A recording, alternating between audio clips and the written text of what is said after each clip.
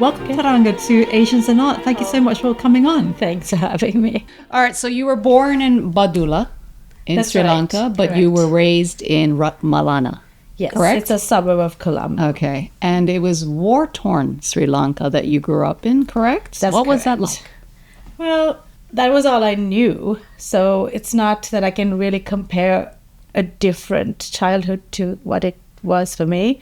I always thought that in my situation at the time, out of all the other parts of Sri Lanka, I did grow up in the safer part.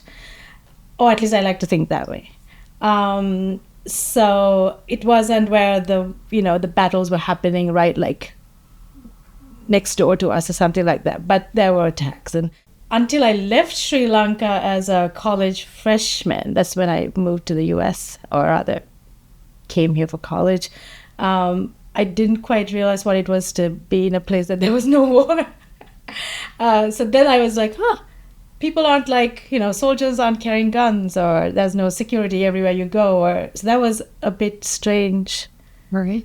So you weren't in a constant state of tension, even though the war is not happening right in your backyard. Well, it's like very tense, isn't it? All that you've known, you don't recognize it as tension. Until later, when you have something to compare to. Right. And then when you go back to visit, like even after, like I came to the US in 2021. Unfortunately, it was also when 9/11 happened. And my first day of school, they started, I wasn't in New York, I was in South Carolina, was actually the exact day. So the school was canceled. So that felt very strange to me because we had just gone over like orientation. And in my mind, like, this is like a free place. Like people aren't like, checking your ID all the time, or there aren't security guards everywhere, things like that. But then suddenly this happens and it almost felt like all this stuff like follows you. Although obviously it had nothing to do with me, So before you went to South Carolina, back in Sri Lanka, you were exposed to music. How? Because I learned that at 12, I think is when you started to learn singing. Well, that's or even when earlier. I got exposed to classical singing in the Western style. But I was always singing. I mean, in my home, both my parents loved to sing, but not as professionals. They just loved singing. And my mom actually was a piano teacher. So I did study piano through her and then with another teacher. So I could read music. And then through church, there was always like the type of music that was played was Western music, so the hymns and stuff. But when I was around 12, I got introduced to this lady because she was the choir director of a school that my parents sent me to at that time, because I moved from one school to another. And that's when I realized that there's like a whole thing about technique and things like that. Although we were not fully equipped to really understand what it was. But I was exposed to that sound because she had some recordings. And I kind of got hooked somehow with minimal resources, but still there was something about it that I could resonate with. Was it a particular song? Yes. Or was it over a progression of time? No, actually it was one specific album by Kiriti Kanawa that like suddenly like hit me in a way that, that's me. But of course it's not me. I mean, I would never even compare myself to her really, but I felt such a connection to that. It's called The Essential Kiri, the album. And I got myself a copy of that CD from the person who owned it onto a cassette tape. The good old days of cassette tape. Yeah. I mean, I think the United States already was like way beyond that at the time. We didn't have CD players in every home. So when my dad got it done for me, and I would play it and sing along with it. And I didn't know what I was singing, the text or anything, but I could hear and sort of almost feel like what she might be doing with her mechanism. I would not recommend that to anyone, any young singer. I didn't know any better. But fortunately, like I didn't hurt myself, or I could sort of relate to how she might be feeling physically. And I still feel that way about singers. After that, did you actually study opera? these, examinations called Trinity College of Music examinations, RCM, like Royal College of Music. This and is stuff like that. UK, isn't it? UK-based examinations. They have that for different types of instruments, right? Including voice. So you can do exams in piano, exams in voice. So that particular course director, whose name is Christine Pereira, she thought it would be a good idea. She thought that I could sing, So she thought, why don't you try these singing exams? So in that syllabus, there are some pieces that are operatic. So she encouraged me to learn some of them for the purpose of the exams. But I didn't quite understand what it really took to do an opera. But anyway, one is too young at that time to really study roles. But I did finally get my hands on sheet music through that. So that was exciting. Rather than my trying to extract everything from what I heard, which people do today all the time because there's YouTube. When I was a teen, there was no YouTube, right? So knowing what's on the sheet music opened up an entire world for me. So that's why when in my teaching currently, I always encourage everyone to learn some theory, figure this out, because it's a whole nother level once you go there. Because I know what it is to learn from just hearing. So at what point did you decide to enter the vocal competition in Sri Lanka? I heard about this concerto competition that was run by the Symphony Orchestra of Sri Lanka. And so I just figured, I have these songs that I know and I'll apply. And that was obviously an unexpected happening for me. You won it. I did. And you had to perform with the orchestra after that, right? Correct. That was 1998. Isn't that amazing? That's amazing, yeah, because it's different when you're singing on your own and then you have to perform with. Yeah, that was my first time performing with any other instrument other than the piano. Because, there was no transition, you know what I mean? But somehow, because when you're young, there's nothing to lose. You know what I mean? You just so do you were your quite thing. brave then. You were brave. I was just happy. And I feel like I carry that attitude even today because I really have nothing to lose. Your parents were very supportive as well, is that correct? Yes, they always encourage, and my sister is also an artist, she and I, to do whatever we liked to do, as long as we did well in school. So there was some conditions. That's fair enough. That's fair. It's very fair. Yeah. Given the country's situation and the lack of too many opportunities, that's the best a parent could give. But you didn't end up staying in Sri Lanka. You ended up coming to the United States. You mentioned South Carolina. I think that's Converse Colleges. You ended up there. But the way you ended up there was also quite interesting because I think a music director from there discovered you in Sri Lanka? It was a pianist, actually. He was teaching and now retired at Converse College. He was the head of the piano department. And he's also a solo performer. So he would tour, in different parts of the world. And he just happened to also do a concert with the Symphony Orchestra of Sri Lanka. He was performing the Rhapsody in Blue.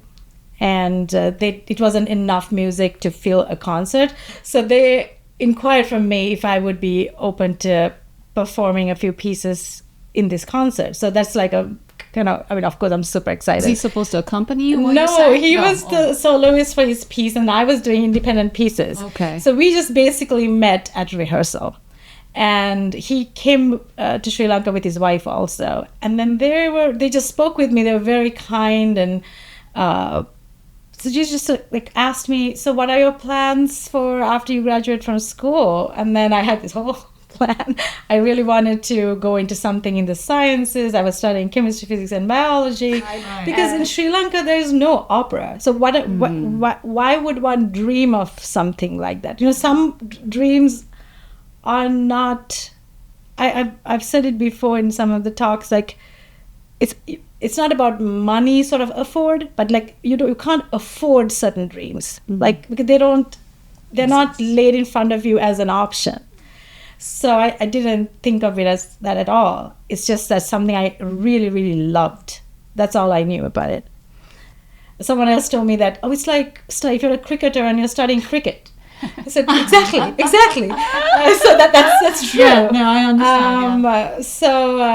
That was not something I had paid attention to in that same way until the two of them sort of spoke to me about it. And then I sort of didn't quite digest it. But they continued the conversation even after they left for US.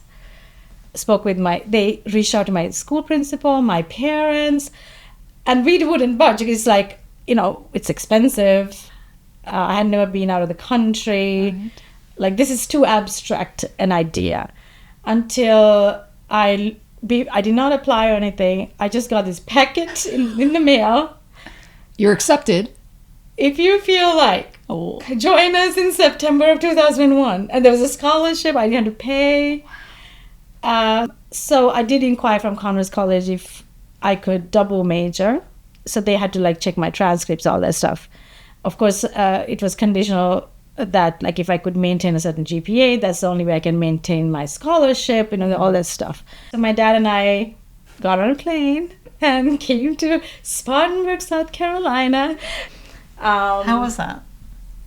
Actually, it was fine. Oh, really? I think I was just... first of all, my dad told me that I could come home any day, anytime. So there was no pressure, It felt like a new lens. But there was nobody expecting me to be, I made all these sacrifices, so you do this. There was no that kind of ultimatum, or I just felt like something just sort of opened. Out. Yeah. And I was ready. So what was a typical day like? Like any other conservatory would have diction, a voice lesson, but voice lessons were only twice a week. And then there's always a choral aspect of things. You would meet with a bunch of people for chorus, and then music history, music theory.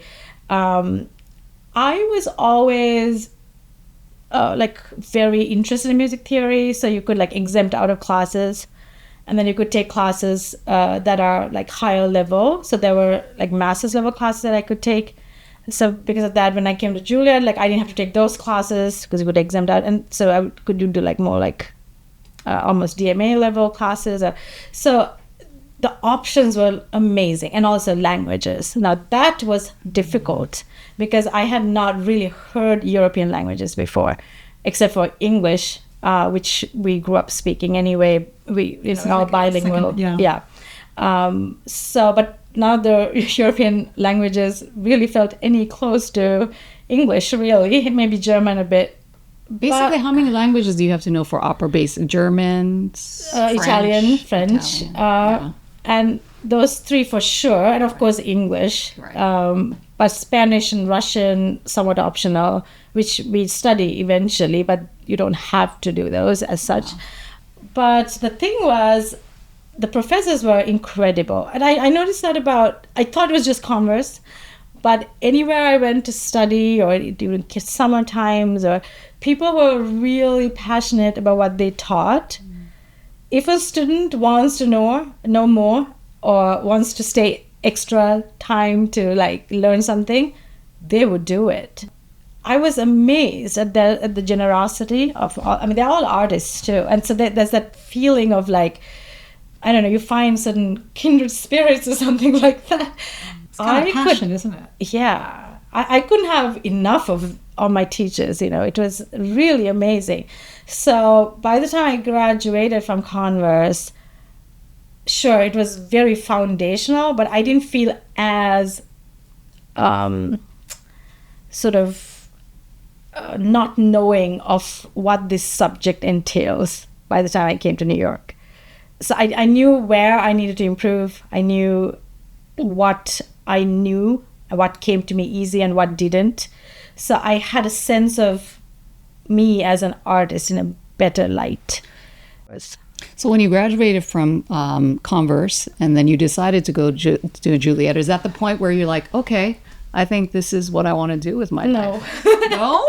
There was still so what were you thinking when you went to Juilliard? I didn't actually. That too was similar to the Converse journey, because when I was at Converse, my junior year, I again did a competition. That was the Metropolitan Opera Council auditions.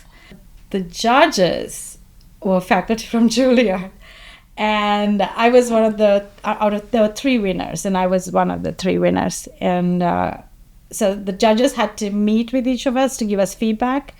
And during that, one of the faculty members asked me, "So what are your hopes when you graduate?" And then I told him that I'm going to Sri Lanka. I'm going to start my own school of music. And then he said, the lady seated next to me is on the voice faculty. I'm sure she would like to tell you a little bit more about the Juilliard school. That lady was Marlena Mallas, who ended up being my voice teacher at Juilliard. And her husband, who's also a singer, was also on the panel. So they all kind of chatted with me.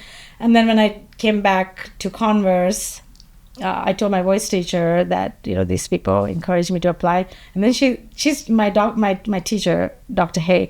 She said, "You are applying. Even if you don't go or you don't get it, you are applying." I mean, it was like I had no option. Wow. I came to Juilliard the day before my audition, just to see what the place, where it is, so I won't be late for anything. I took the subway a few times to make sure that I knew the stop and everything. And I remember Juilliard, the lobby's changed now, but there was the sitting area, and there were flags of all the people who had been to the school. And I found the Sri Lankan flag because Rohan De Silva, who's the first Sri Lankan to get into Juilliard, and he's also on faculty now. And then, of course, I came the next day and I auditioned.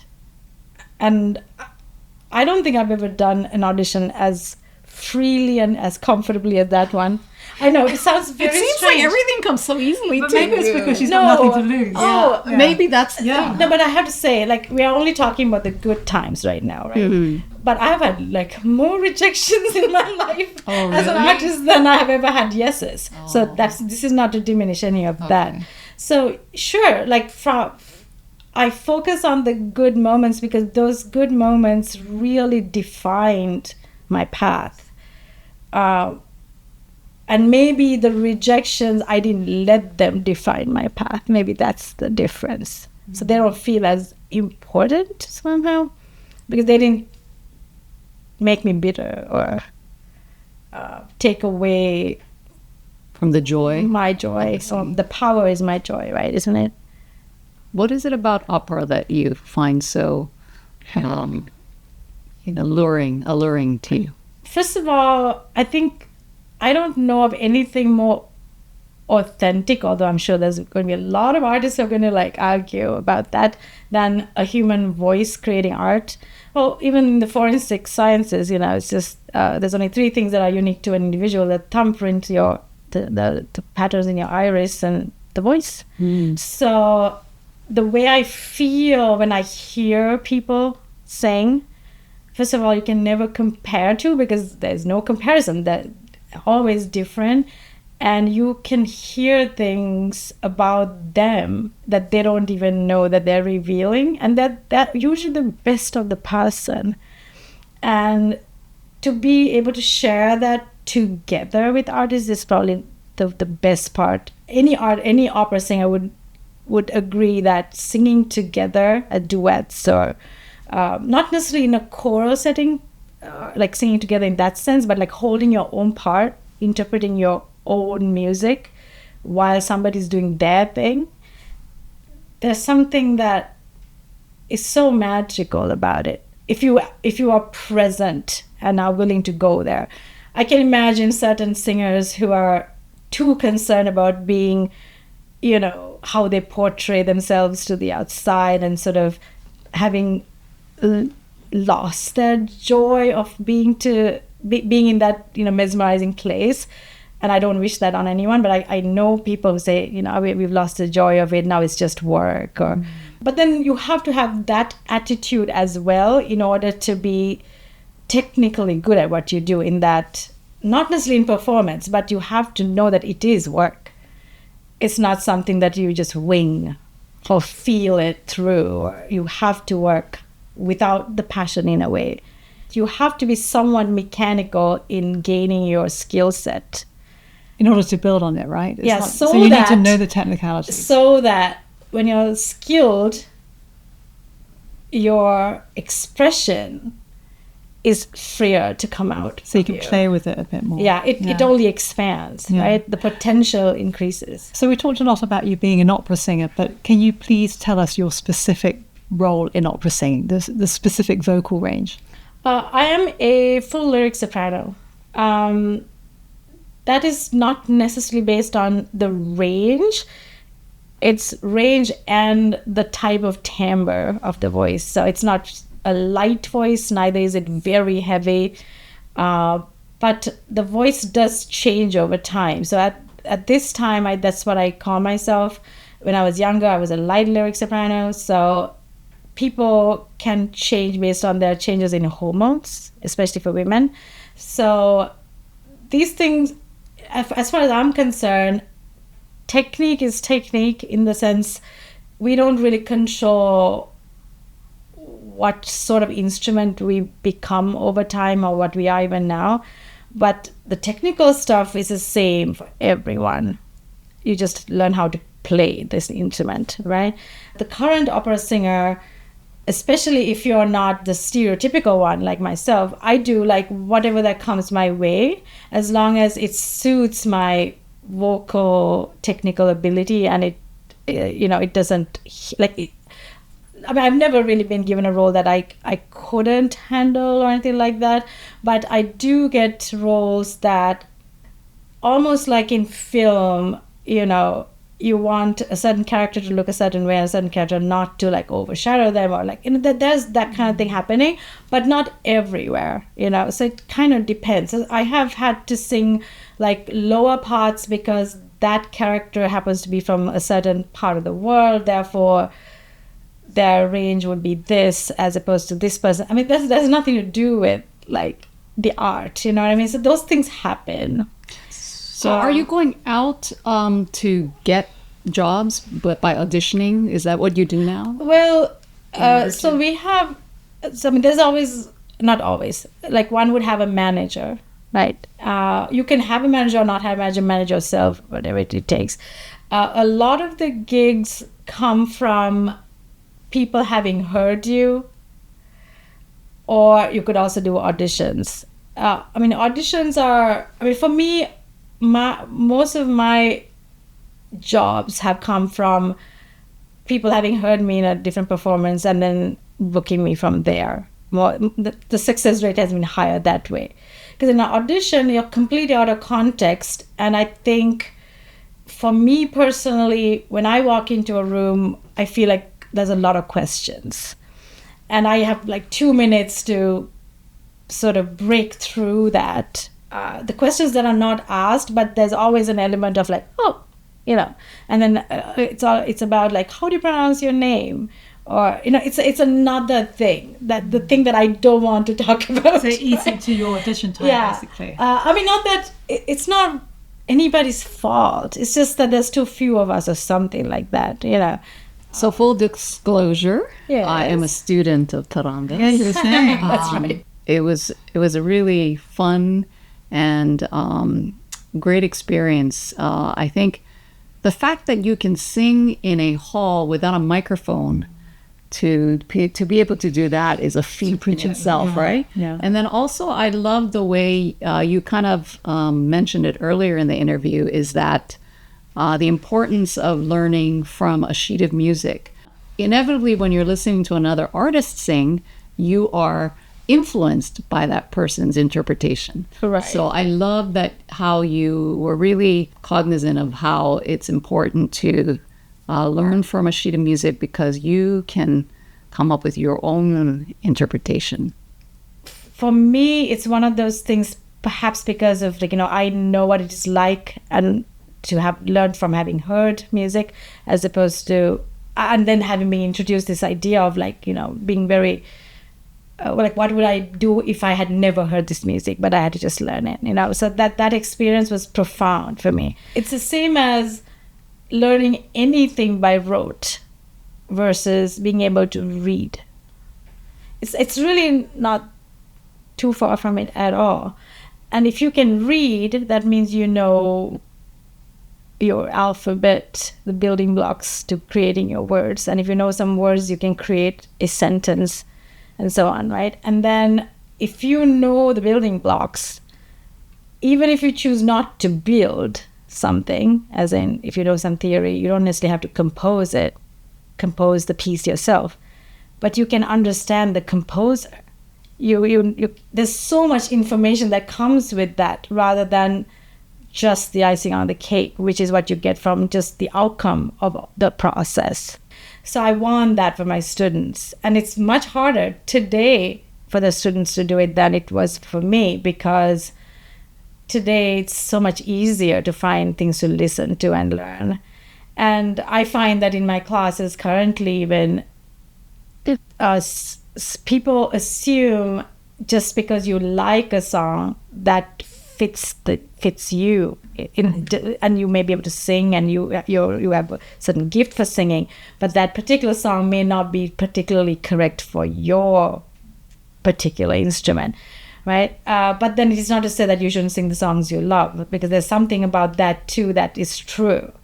So my job has become more about not being very genre specific, but giving them a taste of multiple ways of learning, styles of music, so that it becomes like an exploration. And then over time, I found that the students sort of have an inclination one way or the other, and they're much more self-aware, not only of their own instrument, but of themselves.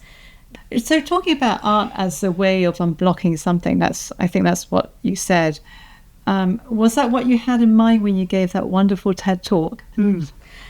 There's like 3 talks, but the one that's popular is the one about passion. I don't know if you noticed that there were slides on the... Yes. Yeah, so those drawings are mine. Yeah. And I'm not sure if you're aware of the Jungle Book project to Glimmer Glass Opera. So when they called me, I thought they were calling me for something to do with singing, but it was for drawing. So I was just like, oh, you know what I mean? So like That's things great. like that happen. So they asked me, since I'm a musician, I might be able to relate to this new opera and create... And it was the Jungle Book by Kamal Sankaram. And they wanted a literal book published during the premiere. So they said, can you illustrate the pieces? And I said, okay, let's send it to me. And then when I looked at it or listened to it, of course, I have all this like stuff happening in my inside, right?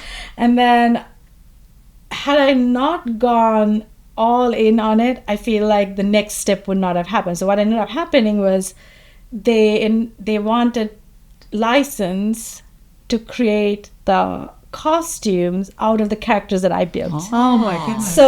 Wow. For the first time I saw the images, because I made the images sort of uniquely different. Like Bagheera was multiple like little stacks of blue, and looked like buildings in the skin, because in that particular story Bagheera was raised in a city, and there was like a backdrop of the city that sort of merged with Bagheera, so it's like the city is under Bagheera's skin sort of feel.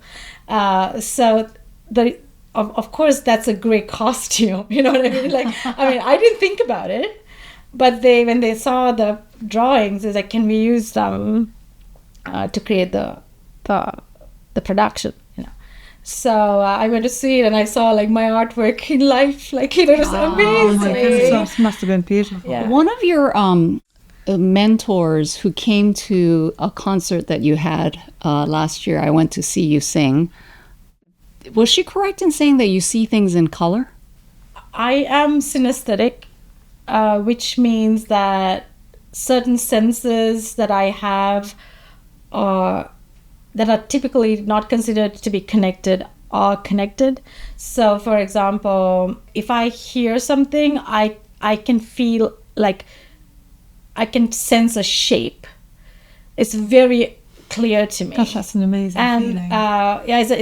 It could also be not such an amazing feeling. Oh, okay. Because some things like, because I can feel it in my body, the shape, I can feel it in my body. So a lot of my drawings tend to have human posture, like twisted, but there's a sense of the body, like how it shapes with a certain emotion.